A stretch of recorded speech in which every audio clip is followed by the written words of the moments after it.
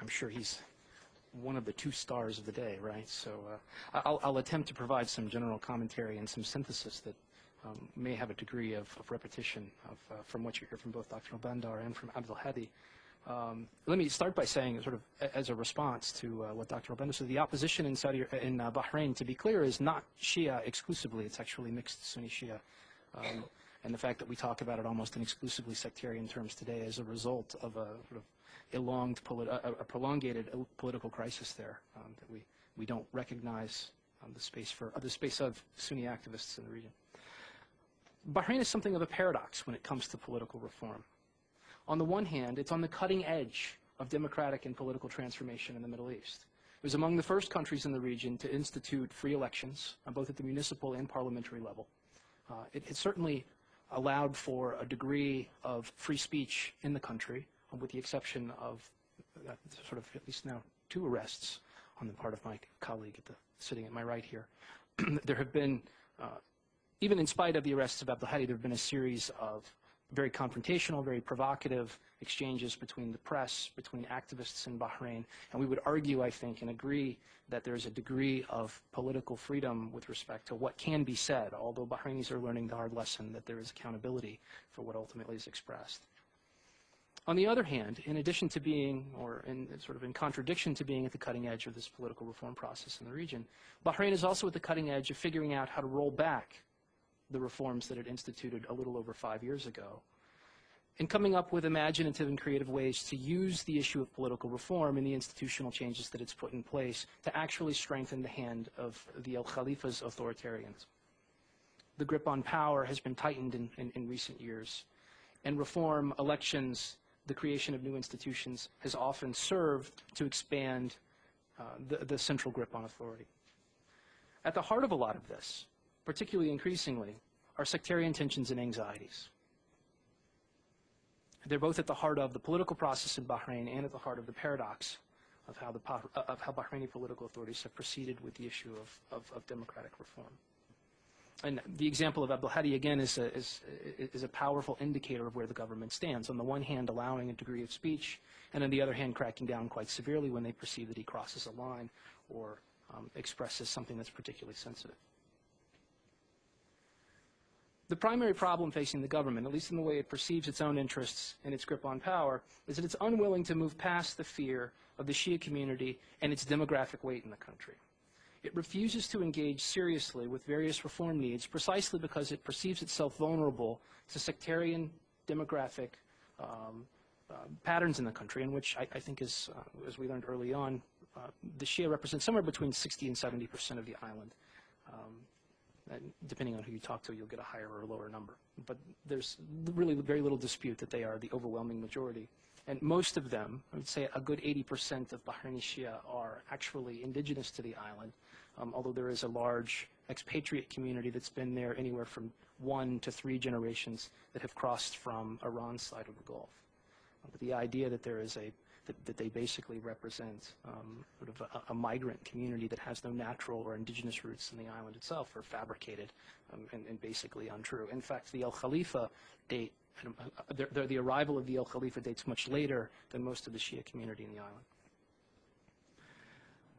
There's a groundswell in the region in the last couple of years, largely as a result of the disintegration of Iraq and the rise of Iran as a regional hegemon, or the resurgence of Iran as a regional power, of anti-Shia sectarianism on the part of governments that have Shia communities like Saudi Arabia and Bahrain, Kuwait, and even from governments that don't necessarily have a direct interest in whether or not there is Shia power in the Gulf, including Egypt and Jordan, both of whom have expressed, the great deal, Mubarak and King Abdullah have expressed sectarian anxiety in the last couple of years. Interestingly enough, on both occasions after recent trips to the Gulf and meetings with the heads of state in those countries. One of the things that becomes clear if you spend any time in Bahrain, however, is that there's a long history of sectarianism. And the role of sectarianism as a political instrument in the country has been around for quite some time. I would argue that it probably dates most clearly to, as a result of Iran's revolution in 1979, anti-Shiism became an instrument of political response on the part of Bahraini authorities to counter what they sensed were revolutionary pan-Shia political movements as a way to undermine their political credibility and integrity in the island itself. And the most important claim, as Dr. Al-Bandar mentioned, was to suggest that Bahrain's own Shia community really was primarily irredentist in the sense that it would preferred nothing more than to have joined forces geographically in terms of the institutions of the state and politically with Iran. And that's been the common refrain basically ever since. For those of you familiar with the island's history in the 1990s and before this current question about reform, the 90s were rife with violence that was primarily sectarian. In fact, that it was Shia against the government, although it wasn't necessarily expressed in those terms. It was, I think, better understood as a social and political movement. And this gets us to the heart of the matter about what the current reform process is about, what it's claimed to be about, and what it is that Bahraini activists are after. And I'll describe this very briefly, and then I'll sort of end with an accounting of where I see both the reform process, where it stands today, and where it could be headed.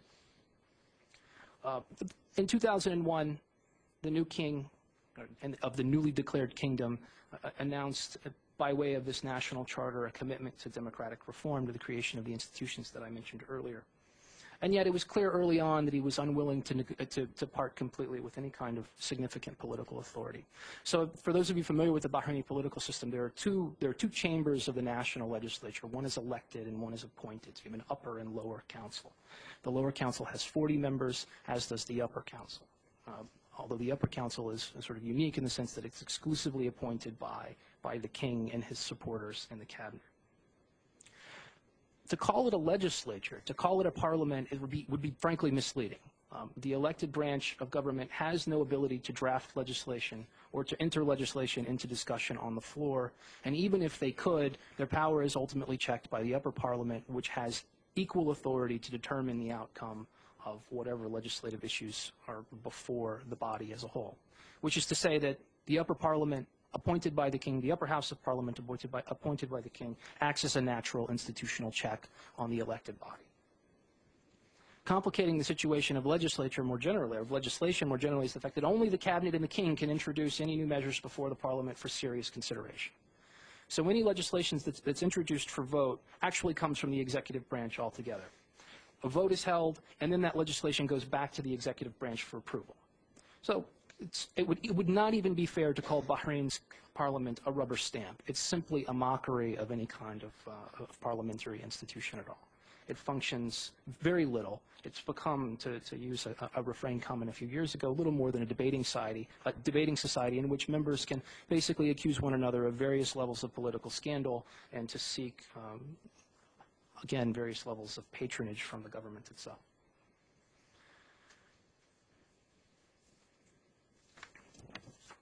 In addition to the problems with Parliament, its actual sort of the thrust of, or the crux of, political frustration on the island has to do with the fact that the Shia are disproportionately underrepresented within the institution itself. So if the institution was to have any political credibility and power, the primary Shia opposition movements argue that it would have to actually reflect the demographic weight of the community overall. So if the community represents 65% of the country, they actually today hold fewer than, I think they hold, what, 16? El Wafaq has 16 seats in Parliament, 18 seats in Parliament. So less, 17 plus Abdelaziz, who's actually Sunni. So one of their partners from the opposition is Sunni. So they hold 18 seats out of 40 when they represent 65% of the island's local population. So you get a sense of the kinds of mechanisms that are put in place, that have historically been put in place to act as a check on the Shia political authority and power